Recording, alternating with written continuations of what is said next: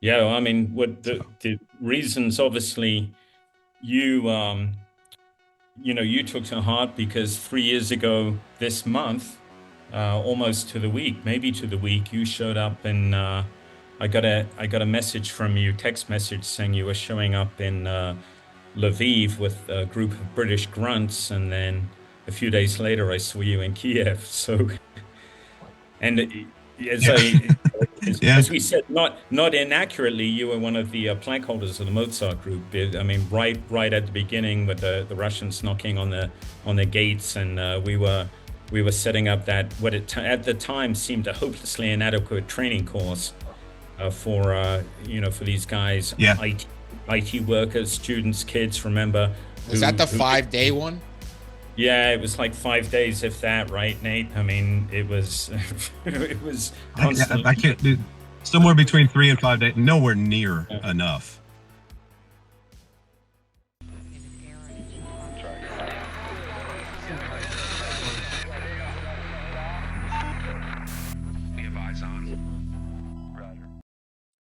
Hey, everybody. Welcome to another episode of Eyes On. Here with Andy Milburn and Nate Vance and myself. Nate Vance, you might have heard he's been in the news a little bit. Former Marine, of course, because we can't go at one show without having at least one former Marine on the show. Uh, he's been spent the last few years in Ukraine, fighting with the Ukrainian military, part of the Davinci Wolves battalion. He was involved early on in Mozart. That's how Andy got to know him. And Nate, thanks for coming on the show, man. We really appreciate it. Yeah, no problem.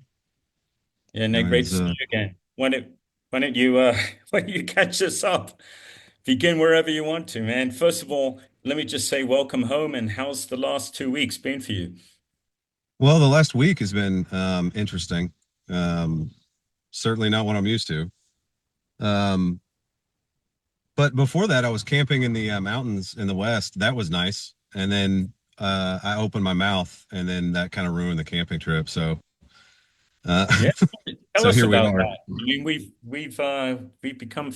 I was always a fan of yours, of course, but even more so in the last week. How did all that kick off? Well, so I was with that unit that you mentioned, and there was a photographer. If I remember correctly, he was Spanish, but he was a good guy, and he followed us around for a while, and took some pictures, and then he left and went off and did his own thing. He was a freelance photographer, and then he got a job at Le Figaro, and then he went back to that unit, and I think those guys were like, "Hey, isn't it crazy that Nate's cousin is the VP now?" And he was like, holy shit, what? So he knew me, but he didn't. It's not like I walked around and introduced myself and said, by the way, you know, this is who I'm related to. So a lot of people probably didn't know. And I generally like just kept my mouth shut about it. It's not really something you want to be telling people over there.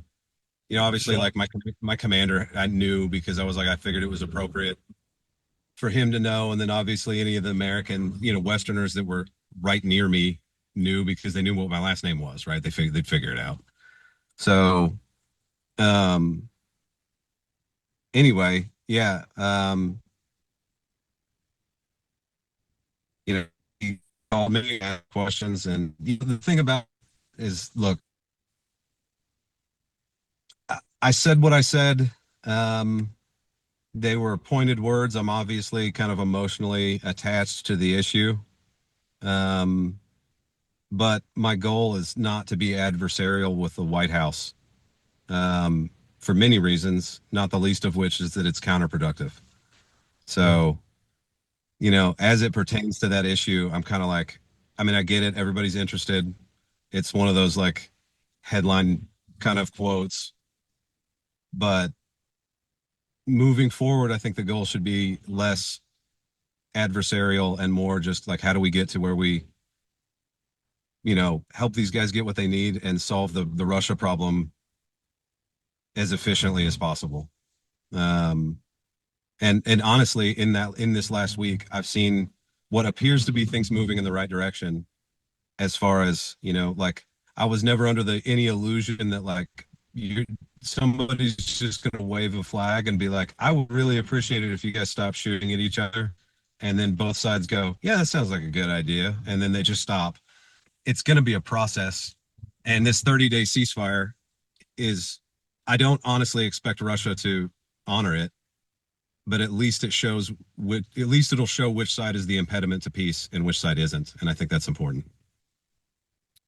Yeah, and and honestly, what I saw of your comment was it was fairly innocuous. It was simply, hey, just because I'm related to the vice president doesn't mean that I share his politics, and it wasn't. And as you pointed out, that you've certainly been emotionally involved in the war in Ukraine. Yeah, Involved. I mean, and you yeah, can't be without being emotionally involved.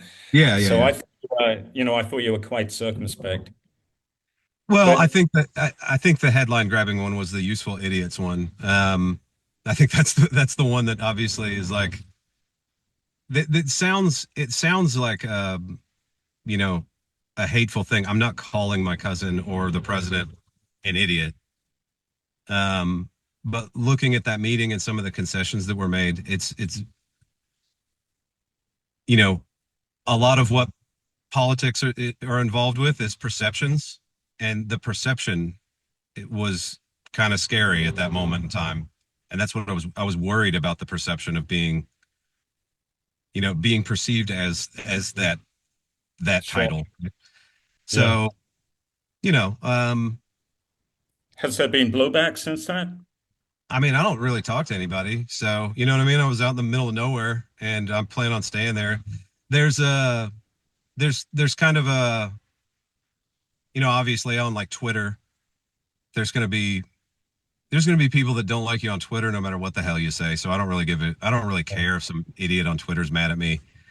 Um, again, my only but like solitary goal really is to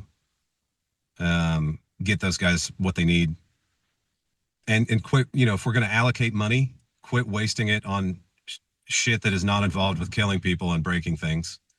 And that may sound like a cold statement, like an almost inhumane statement, but that's what war is. It's killing people and breaking their things. And you can't kind of half-ass support that effort. If that's what you're doing, if you're supporting their ability to defend themselves, that's what you're supporting, is their Right. ability to kill people and break shit. And I just think we need, like, I'm very critical of the Biden administration and the way they kind of figured out how to spend 60 billion to deliver 20. I don't know how they did that. Yeah. That that that's some funky math. But that's kind And of what, drip feeding weapon systems, and giving the and Russians time to adapt. talking about it beforehand, right? Like, Yeah, shut the hell up. Just one day, ATACM should have just shown up and nobody knew about it, and then it was there, right? yeah, So, keeping your mouth shut, delivering things in sufficient quantity and at the same time to actually have an impact is a big deal. And so I have significant complaints about them, and did the entire time, but I didn't have the same last name as anybody in the White House, so it certainly wouldn't have been as interesting to anybody when I said it. Yeah, Nate Harris or Yeah, Nate yeah, Biden. yeah. If Yeah, maybe I should have changed my name to Nate, Nate Biden, and then fucking complained about it online. But so obviously that's why it's more topical that I made a complaint, and then I don't know. There's other reasons besides just getting those guys what they need that I think the Biden administration did a really piss poor job at explaining, and some of it is messaging. And I don't think the general mass of the American public realizes kind of the consequences of how it would affect American life if Russia were to, emerge successful. And it's not, you would feel it, right? It would affect trade things. It would affect a lot of things. It would affect the dollar.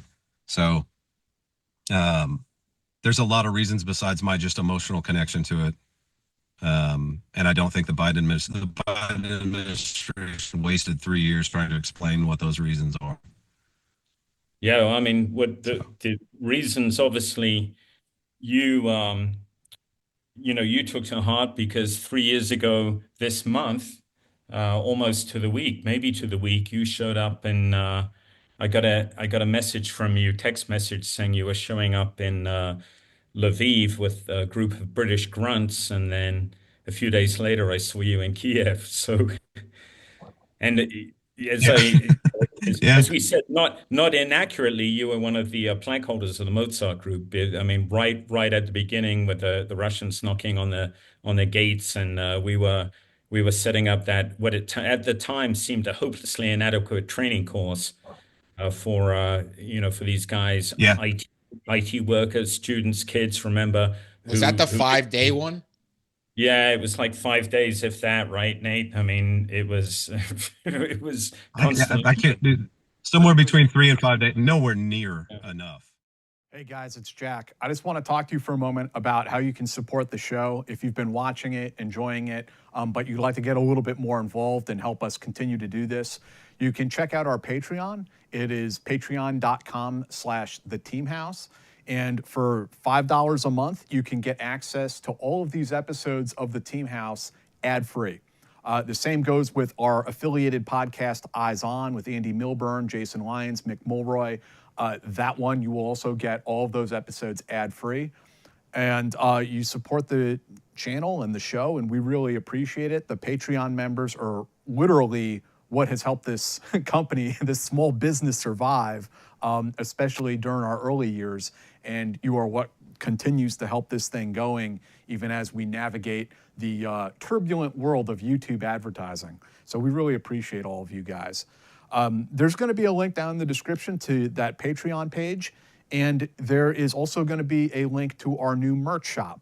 So if you guys want to go and get some Team House merchandise, we got stickers, and we also have patches. And I should mention, if you sign up for Patreon at $10 a month, we will mail you this patch as well. So we really appreciate that. But they're also for sale on the merch shop. And additionally, they got t-shirts up there, water bottles, a tote bag, coffee mugs, all that good stuff.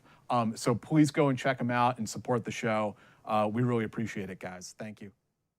So, I think it was either 3 or 5 days. I can't remember. We'd just gotten to Kyiv, and then I had to turn right back around and go back to Lviv when we decided to do that training thing. But that's one of the things too. After I went and joined an infantry unit, which, looking back at my risk assessment, strategy, I probably have too high of a risk tolerance, especially for my age.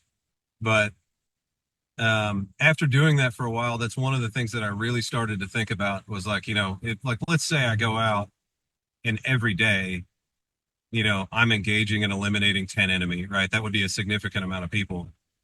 The Russians don't care. They don't care, right? So ultimately, any personal contribution in that regard is somewhat limited.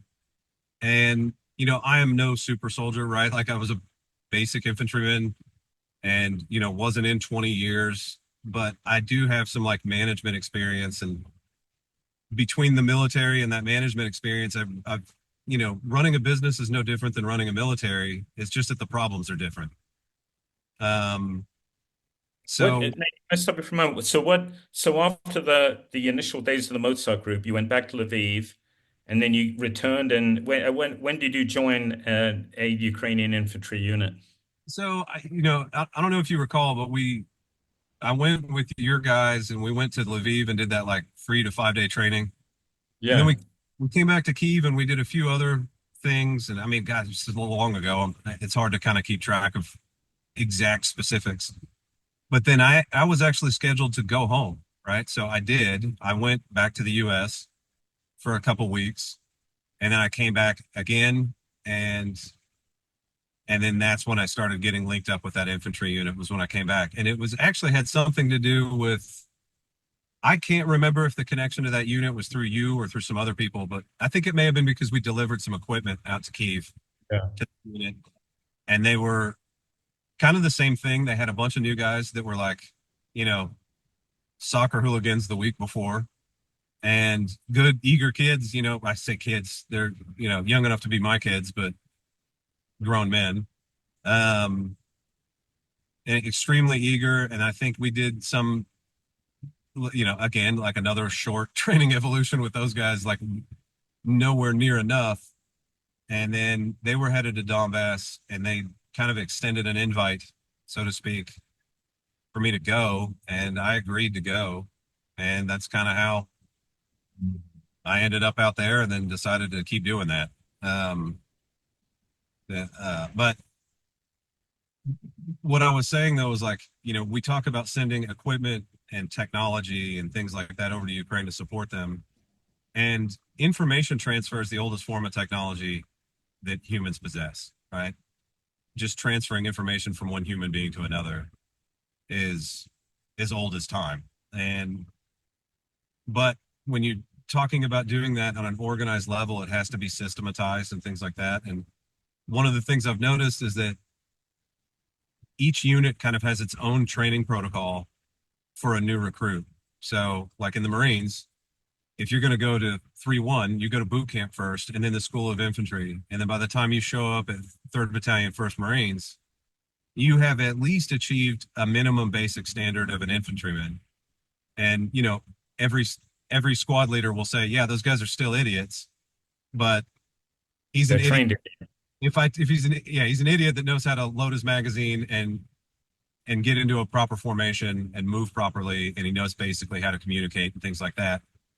And that takes a lot of stress and relief off of those individual unit commanders, that they don't have to provide that basic level of training. And then also, one of the things that kind of Marines are known for is their consistency.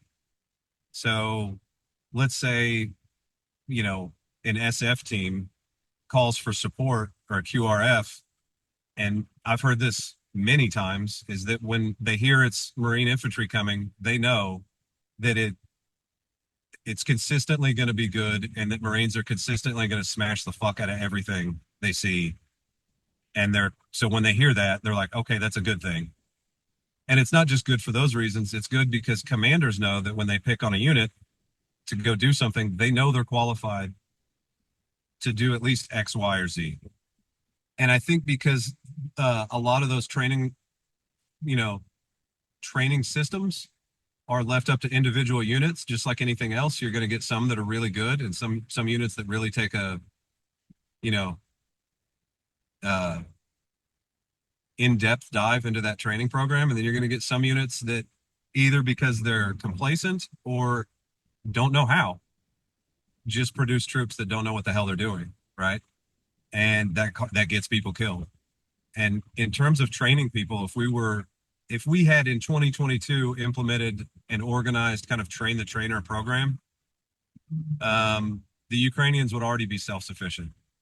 So that's another kind of gripe I have with the Biden administration. It was an opportunity that was wasted to say, look, we're going to give you this aid, but but you have to systematize your training program, and we have to know that the people that are going to handle these weapons are handling it and using them as efficiently as possible. And that's not to discredit the Ukrainians or say they haven't done incredible things with the amount of resources they've had and the problem that they're facing. But maybe it is the Marine infantryman in me that just constantly thinks it's never fucking good enough, and it can always be better. What was it like in the unit that you were with, Nate? I mean, you talked about the very inadequate training that we were able to do. I mean, did the unit, what was your general feeling about its competence, about its ability to regenerate, the leadership? I mean, like, obviously I think things could improve, right? But it's difficult to criticize them because, like, it's weird. I want to criticize them, but in a constructive way. Sure. I don't want it to seem like I'm beating them over the head. And they're very open about their shortcomings too, like internally. I don't want to specify them because obviously they're still, out there doing things. But one of the things that I've noticed that's very difficult to, how do I put this? So when it comes to mission planning, I think sometimes it needs to be more organized and structured. I think sometimes there's a lot of elements left out, where if you were looking at it from the standpoint of a U.S. soldier, you'd be like, there's a lot of information missing here.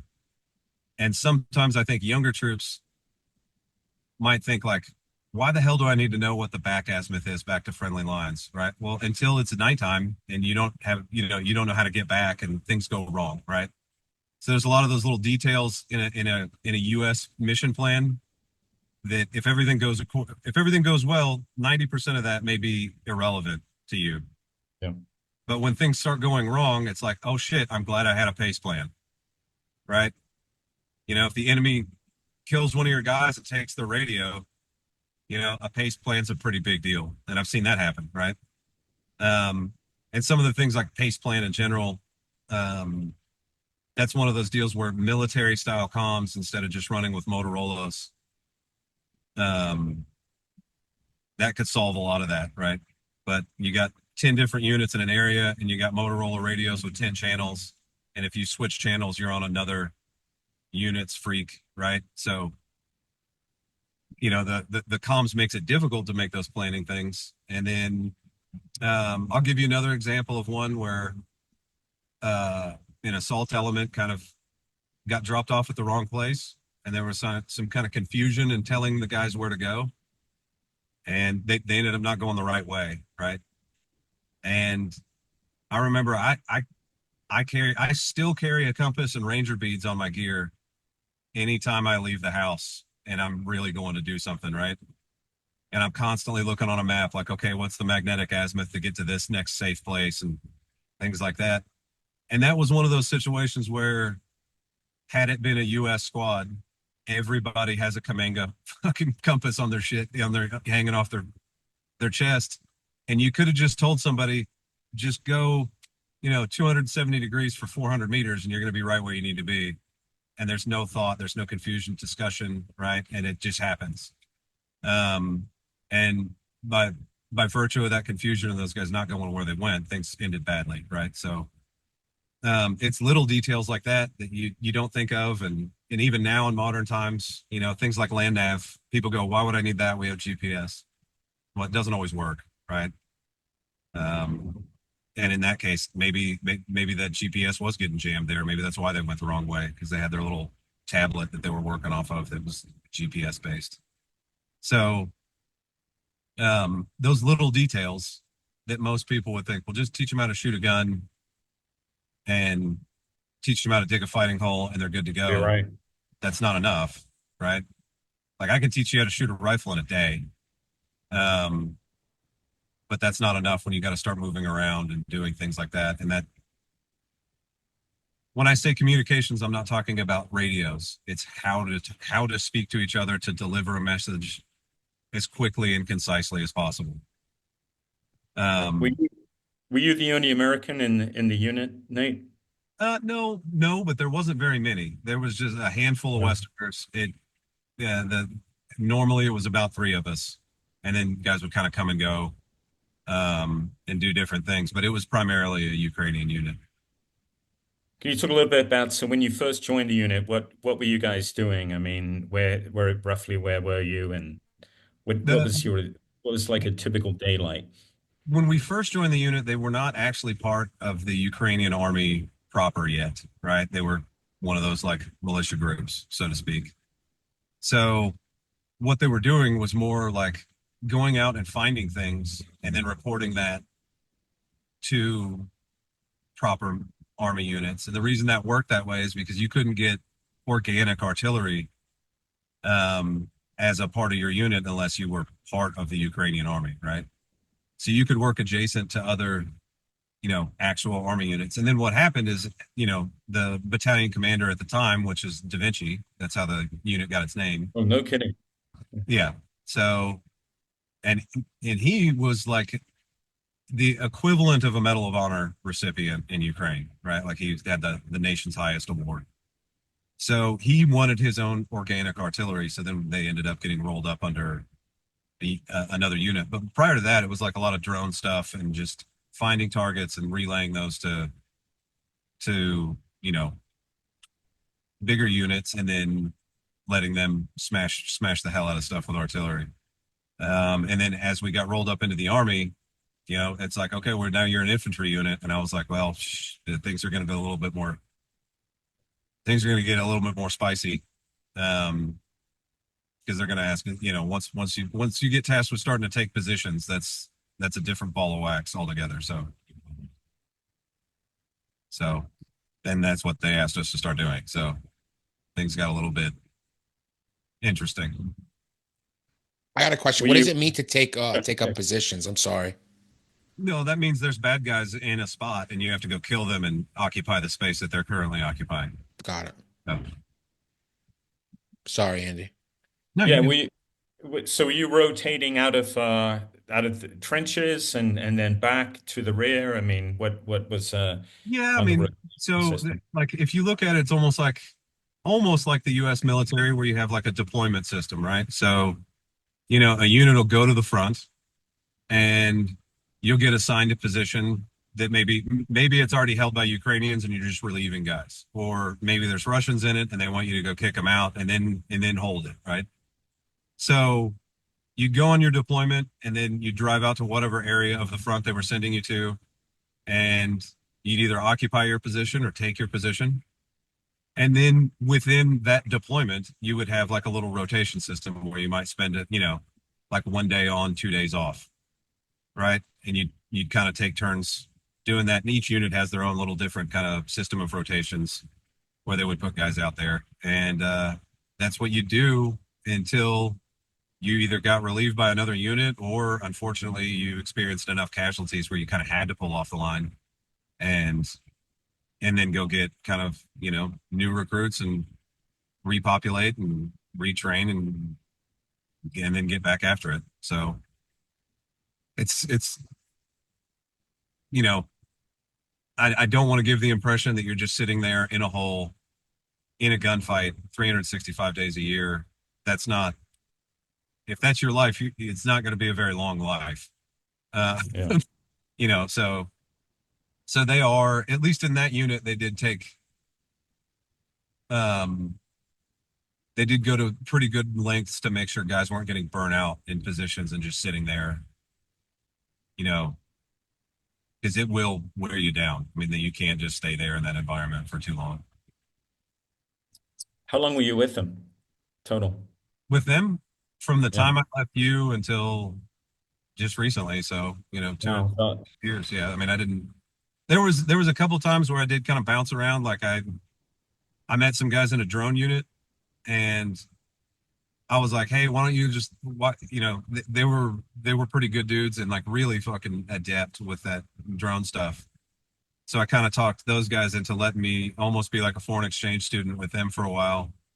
You know what I mean? So I was like, you know, it wasn't very long, but I went with them and just kind of, you know, tried to see what they were doing and pick their brains on their drone end, and they're very gracious about it. I mean, they're very eager to share information, and but it's interesting that a lot of the developments and like TTPs are happening at an individual unit level and not, I mean, I don't speak the language, so there's a lot of that I miss, right? Yeah. But it didn't seem like you had TTPs being driven from top down, where if one unit learns it, one unit learns something valuable and then it goes up the chain and then gets disseminated back down to everybody. Didn't seem like that was happening as efficiently as it would in the US. But then again, I could be wrong, right? Like there's certain elements of stuff that I Yeah. don't have access to. So Nate, you won't mind me saying, but you're in your 40s, right? I'm 45 So years old. Yeah. yeah, so you know, how were you integrated into this unit? Were you at squad level? And how, I mean, were there enough English speakers in the unit? There was You kind some of English bounce speakers in around? the unit. So typically I was a machine gunner in the Marines. So I'm pretty handy with machine guns, and you know, trying to explain to a layperson what like grazing enfilade fire is confusing enough in English. It's extra confusing in a foreign language. So, um, but what we did is because like, you know, if you're assaulting a position, right, where you're having to communicate dynamically and, you know, scream orders rapidly change and things like that, that's not a good place to have somebody who's speaking their second language. try to communicate with the one idiot that came over from America. And so because I was good with machine guns, I typically ended up in that support by fire role. Because you don't really have to know. There's not a lot of communication. It's like, hey, suppress this area. Yep, roger that. And then you'd Sure. suppress, or if the enemy advanced, it's pretty easy to know what to do. It's like, well, there they are, do that thing you do with the machine guns. And then we'd usually have like the one of the English speaking Ukrainians in the unit that would be our chaperone that would communicate with headquarters on the radio. And then, that guy didn't really have to do anything except keep communicating with them. And typically, like I said, the machine gun thing's pretty easy to do. And sometimes we were doing support by fire with just rifles because we didn't have machine guns all the time. So Yeah, I was going to ask about that. What kind of machine guns did they have when they had them? we started out with just PKMs, and then we got some French 50 calibers, right? A couple of them. And I remember when they got them, I was actually back in the States. And these were the old style. They're not like the A1s where you don't have to do the headspace and timing. So these were the old ones. And I remember sending messages and I was like, do not fucking shoot them, right? Like, wait until I get back. And they shot them. And they had problems like from that point on. I think they didn't, I don't know. Maybe they could have been screwed up and old to begin with. Yeah. But we got them to cycle, but they were never quite that, quite running the way a Modus should properly run. And then we ended up getting some A1s later, which were great. But another thing is like, you have to run the barrel that's assigned to that receiver on those A1s. It's got two barrels and you can't mix and match them and just swap them out. And that was one of the things in the battalion. The battalion got a bunch of them. And all of them were having problems. And I was like, all right, look at the serial number on the barrel. And I'll look at the serial number on the receiver. Is it the same number? And they're like, no. And I was like, all right, take all the fucking barrels off right now before we break these things. And that, I mean, the M2 is an incredible weapon, but she's a little bit Finicky. Yeah, she can be, you know what I mean? But as long as you treat her right, she's great. And then we ended up getting a few Mark 19s. Which are, God, I love that thing. But I don't like carrying it. And that's, I finally got to use a Mark 19 in an environment where it was like appropriate, right? Where it was like, that's the perfect place for Mark 19s is over there. Okay. And it was also the place where I'm now in my 40s. And you can't afford to drive a vehicle anywhere where you can use the Mark 19. So it's like, God damn it. You know what I mean? Now I got to carry this heavy bitch everywhere. But if you can get that thing in a position and know how to use it, it makes a difference for sure. So I ended up like, that's another thing too, is like, you got to be careful at telling them what you're good at or demonstrating what you're good at, because we did use the Mark 19 one time to great success. And then the Mark 19 became the solution for everything. And I'm like, whoa, slow down. You know what I mean? I'm not carrying this bitch everywhere. You know what I mean? like, let's not get carried away. But after a while, it just gets to a point where when you're in that support role, some of the guys you're supporting are in significantly more danger than you are.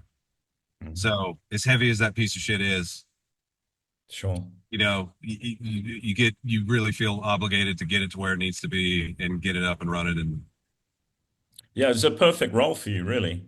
I mean, given given your age, given your expertise, and given the fact that they did have heavy machine guns. that was within that unit. That's where I belonged, right? Like that was the right place to have me. And then after a while, I started training the guys on the Mark 19. Again, Mark 19 is a simple machine itself, but understanding the mill system and the T&E and how to use it and how to calculate it, and then things like time of flight. You can't shoot where the guys are. You got to shoot where they're going to be, because it's at 2 clicks, it's 15 seconds of flight time. You can cover quite a bit of ground in 15 seconds. So, but those guys are quick studies and they're eager and they're like sponges, man. They want to soak up as much stuff as they possibly can. So What were teaching, your impressions? What oh, were your sorry. impressions of the Russians? I know in the first year of the war, the Ukrainians were very scornful of the Russian infantry. Yeah, Their general competence. Did that change? look, there's always the kind of natural dehumanization of your enemy, which I completely understand. But if you're being logical and you're trying to, you have an opponent, you have to realize like they don't want to die either. Um, their ability to deduce things and calculate things are just as good as yours are. You know what I mean? And you're much better off if you presume your enemy is better at doing this than you are. Um, that will affect your planning if you think these guys are really good. If you think they're idiots, you'll wander right into a trap. So it's like my outlook on it was always assume that the enemy element that you're going up against is the best they have and treat them like they're better than you are. And you'll tend not to forget as many things or take as many shortcuts if you do it that way. But if I'm giving an honest assessment about the Russians, some of them are terrible troops. Like some of them are just cannon fodder that they throw out there. But trying to paint the Russian military with a broad brush and just saying they all suck. If they all suck that bad, what are they still doing in Ukraine? Why haven't you pushed them out? And they're very much, and kind of in the same vein of the Ukrainians, they have really effective units, and then they have, some pretty dog shit units. The problem is you don't know which one you're coming up against on any given day, so you may as well just assume that it's their best and plan accordingly. And They were especially good with artillery. I mean, from the beginning of the war, they could bring down artillery very quickly. They could, yeah. Artillery is something that they will not hesitate to use. Mortars are also, they got really good mortarmen. I think on both sides of the conflict, you probably have some of the best mortarmen and some of the best artillerymen on earth right now. They've certainly had enough practice. I think the Russians suffer a little bit from the same communication problem, right? I don't think they have enough like military style communication to kind of go around. And that sometimes kind of saved us a little bit because there were times where I was like, it's coming any minute, and it never came, So, and the only thing I can kind of chalk that up to is the message didn't get to where it needed to be, or there was just another higher priority target somewhere else. It's hard to know, what I mean? It's really hard to kind of figure out why something didn't happen. But I have heard, that like we've intercepted communications that they were using, and they were like, civilian radio. They weren't frequency hopping or encrypted. So some of those units are using just civilian radios, which that kind of indicates to me that there's not enough real military comms to go around. And then I've also found places that have been liberated where I saw old style comm wire laid everywhere. So in some places they're using field phones, which is not necessarily a bad idea, but with as much artillery as going around, those wires are going to get cut fairly often, which interrupts their ability to call in for that kind of support. But it's a weird. What about? I'm sorry. Go ahead. No, I was just gonna say it's a weird conflict. You know what I mean? Like, in some ways, you're surprised in multiple different directions, right? You're surprised by how seemingly inefficient the Russian army can be, and then in other areas, you're surprised. You're like, man, they didn't know they could pull that off. So, it's a weird mix. Pockets of unexpected excellence, just look, just when you don't need it. Yeah, well, yeah, but I mean, you got to think that somebody in there knows what they're doing, right? Like, I think there are dumb Russians. Some of them are high-ranking officials in the Russian army, but Russians are not by definition dumb people, right? They're really smart people, and it helps you more to recognize their intelligence than it does to constantly speak about their stupidity, right? If you think they're stupid, you'll take them lightly and lighter than you should, right? So you need to recognize, like, I get the dehumanization thing. I get making jokes on social media and making fun of the other side, but if you're a planner, you need to plan like they're dangerous, because they are. I mean, they're good at a lot of things. Nate, what was medical support like? I mean, I asked that because I know certainly during the first year of the war, the Ukrainians were struggling with having enough trained medics. I mean, how was it in your unit? Um, the the concept of training medics, that got corrected fairly quickly. The problem then became certain supply issues like whole blood products, and like one thing that I was never able to get my hands on was an easy IO kit, um, which could have saved a lot of people, right? Like, sometimes you just can't start an IV on somebody. So little things like that. But I mean, you also have to think it genuinely is a supply and demand issue. There's a lot of demand for medical kit, and it's getting used up. It's not like it's just sitting in a stockpile, right? It's getting used constantly. Um, and then the the main issue with medical that I see now is evacuation.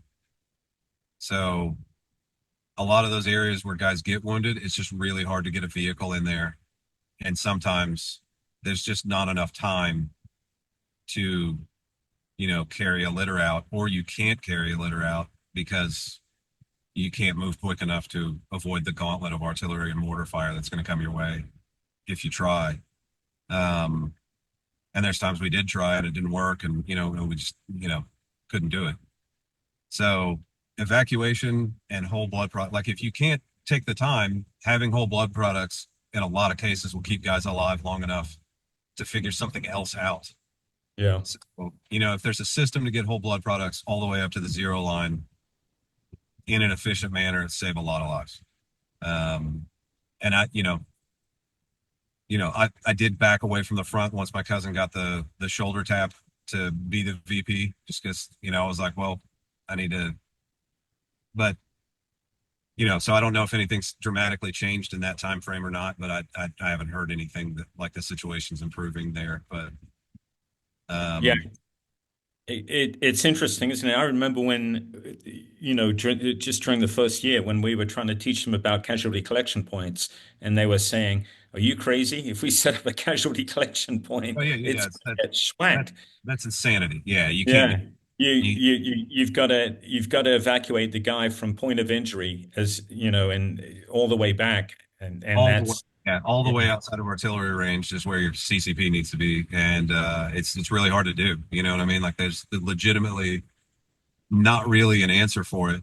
Um, a lot of those areas are just getting laced up with like you know ATGMs all the time, right? You hear them whizzing over your head all the time, so you're like, dude, if we bring in an M113 to this spot, it's just going to get smacked, and we're going to have more casualties, right? yeah. And still no evac, right? So it's one of those shitty decisions you have to make, but you're like, we can't bring a vehicle up here, and this guy needs it. We can't do it. We got to try to figure out another way, or just keep him alive long enough until we can figure something else out. And it doesn't always work, and it's a shit spot to be in, but that's the reality of it.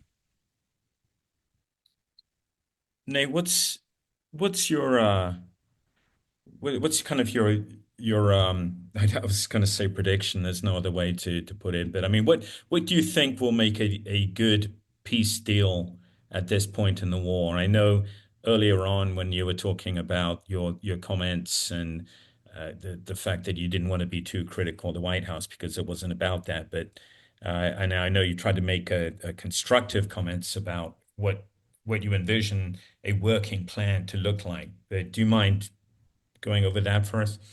Unfortunately, I don't think there is really a there's no lasting peace plan that doesn't involve significant teeth, because I don't think he has any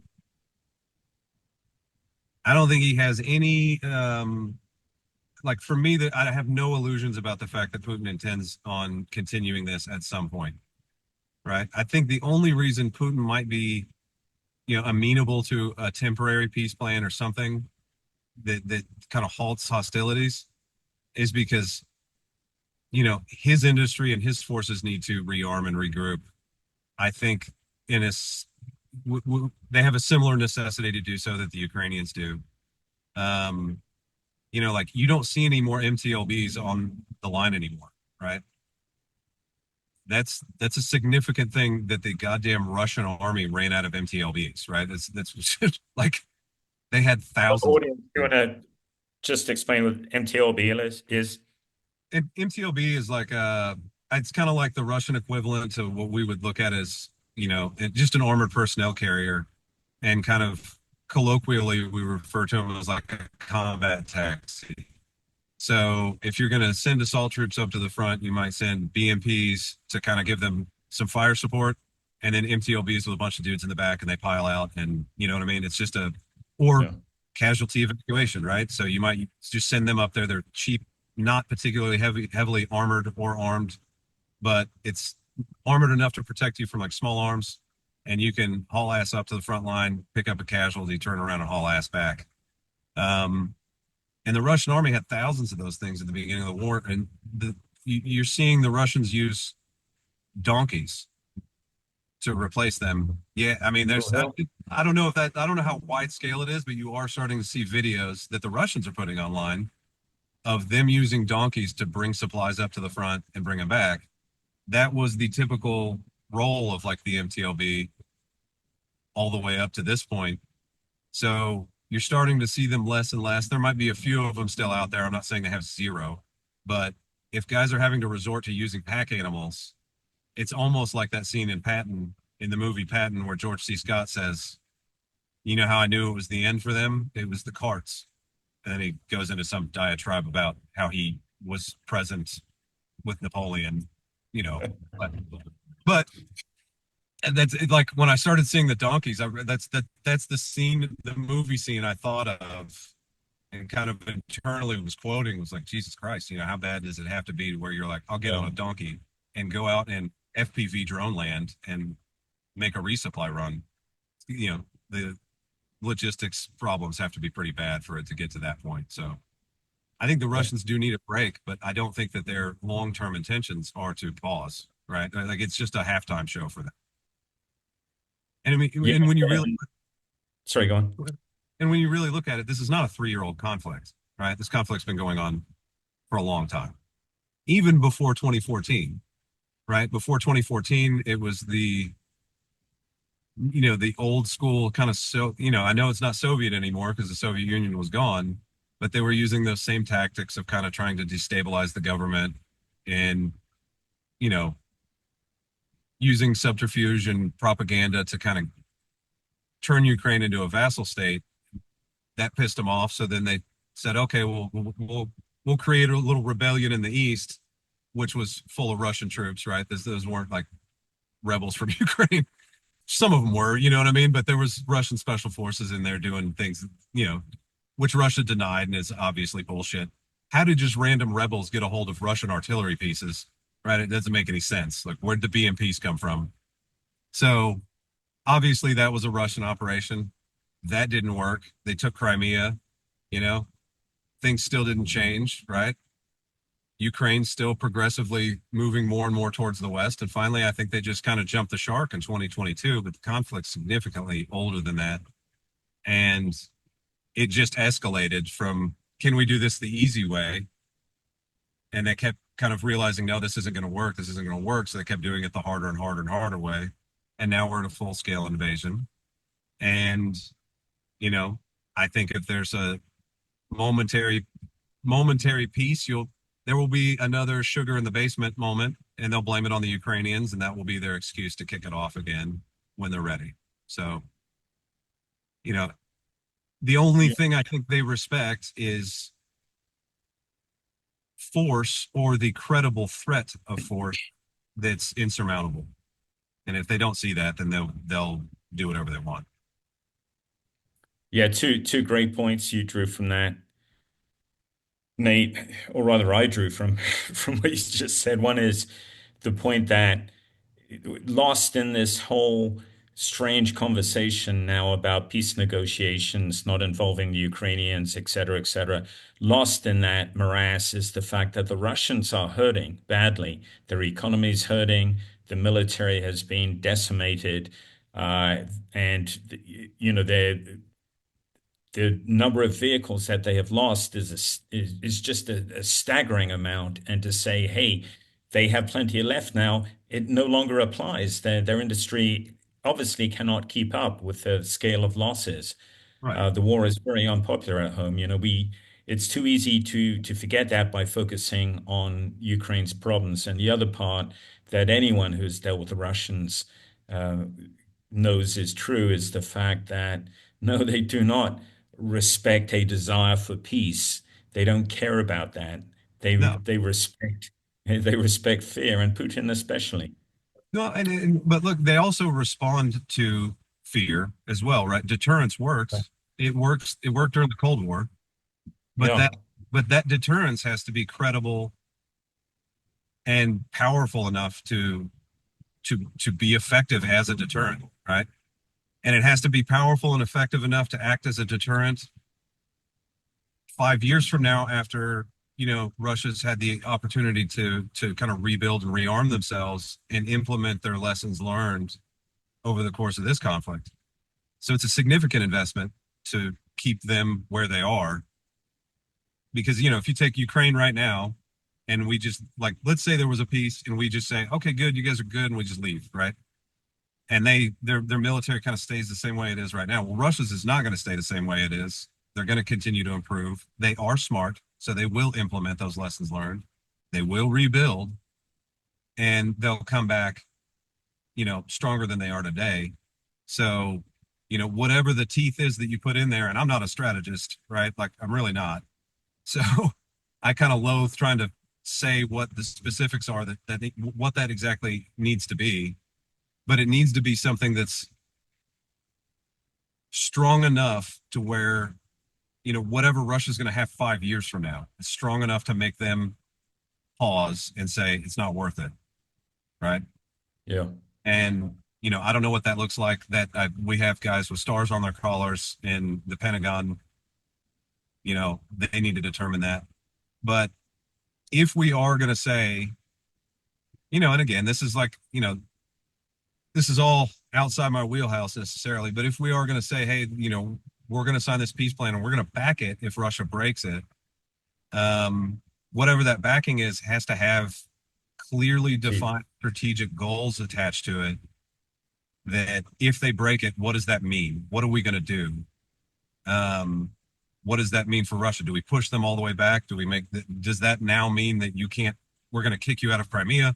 And whatever those goals are, it needs to be something that's more than an executive order. It needs to be like signed into law almost, because it has to, like the bad part about this and what I don't want to have happen. And I think this is bad for our like long-term, foreign policy reputation, is that if we say, if America says we have your back, we got to have it.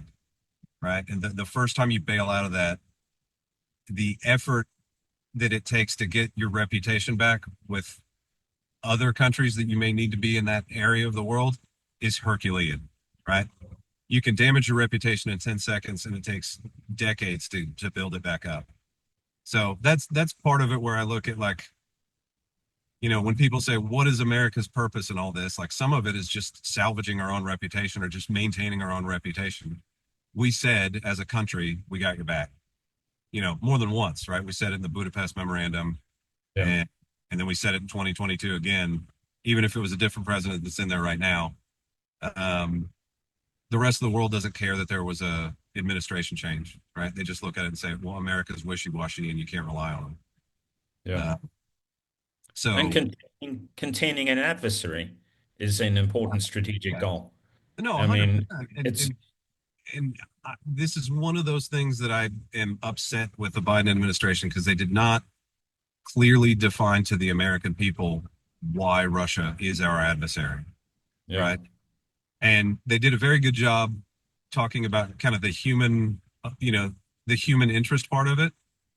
But there's a certain amount of the population that is more transactional. I'm not saying that as a negative thing, right? They just look at it and go, what's the cost benefit analysis of why we're involved? In purely financial terms, which Well, is not even necessarily just financial terms, but like, okay, well, you know, how does this affect, like, why is this beneficial to America? They all, a certain proportion of the population that understands, like, I get it, killing people's bad, but there's lots of evil in the world. Why is it in America's interest to be involved in this particular part of the world? And I don't think they did a good enough job. And the Russian propaganda machine was constantly churning out bullshit during the entire conflict. And,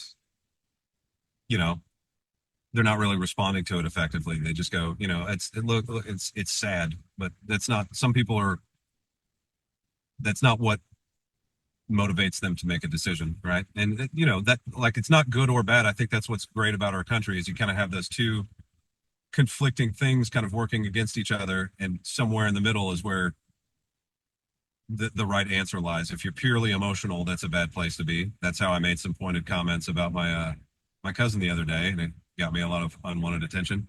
Uh, but but if you're purely clinical, then sometimes you kind of lose your humanity. So I think that that's what makes us good as a country. We can be that marketplace of ideas and figure out a middle ground that tends to work. And we end up doing the right thing, maybe after we've done the wrong thing over and over again. But like Winston Churchill said, American can be relied upon to do the right thing after exhausting every other possibility. yeah. I couldn't remember the exact quote, but as long as at the end of the day we do the right thing, I'm happy. And honestly, like, I'm not in a position to move the needle or affect policy or anything like that. But if I see the country doing something and I think it's wrong, I think we're moving in the wrong direction, I think it's not only our right, but kind of our obligation to speak up. And in this particular case, and in this particular political issue, when I do it, it tends to gain some attention. So, well, you continuously underplay yourself, Nate. I'll tell you that. And when I first met you and we were talking over a coffee in Kiev and asked you to help with training, I remember you saying, "Hey, I can't remember much about being a Marine at all." And yet I will say this, once you threw yourself into it, it came very naturally to you. So well, um, like I've said in some other publications that that's a testament to the Marine Corps, honestly. That's one of those things, I hadn't seen a Mark 19 in 20 something years. And I got one delivered to me in a box, set it up on its tripod, and the following day was engaging targets 2 kilometers away that I couldn't see with a compass and a fucking bubble level. And that says something about the Marine Corps', professionalism and their level of training. I wouldn't have thought I could do that, right? I wouldn't have thought that it would get back in my head. But, when you have some surly sergeant being like, oh, you're tired? Shut the fuck up and do it again anyway. You know what I mean? That's what happens is 20 years later, you can still remember to do that. And it's one of the things that's kind of weighed on me a little bit, and what's made me think, if we're not giving those Ukrainian troops, those Ukrainian conscripts, that level of training, we're doing them a disservice. And it's something that can be achieved. It's hard to set up the infrastructure for it, but it can be done, and it kind of must be done. And if you're not doing it, you're not giving them everything that you can. And that's unacceptable to me. So I got a question. How many weeks are like new Ukrainian recruits getting in terms of training before they're? Man, I don't think that there's a consistent answer to that. Oh, wow. I don't know. Like, I know sometimes there was some examples of guys that got like maybe 2 weeks and then thrown out there. And, I'm not trying to cause a big stink or do anything like that. There is a certain necessity involved, Yeah. with the Ukrainians. And I think they genuinely want to do everything they can. But I think that there's no singular like training kind of pipeline, and there needs to be. which is also very difficult to set up because you got an enemy that's slinging fucking missiles at everything strategically valuable. So you'd have to kind of break that apart and have like a bunch of little small training things, and then maintaining a consistency between each little individual pipeline would be difficult. But it's not as difficult as going to the front lines, you know, and fighting with 2 weeks of training. It's certainly not as difficult as that. And if we're going to expect guys to go do that, then, you know, to go into that hell, then the least we could do is give them every available bit of information that we can. So, Well, Nate, thanks so much.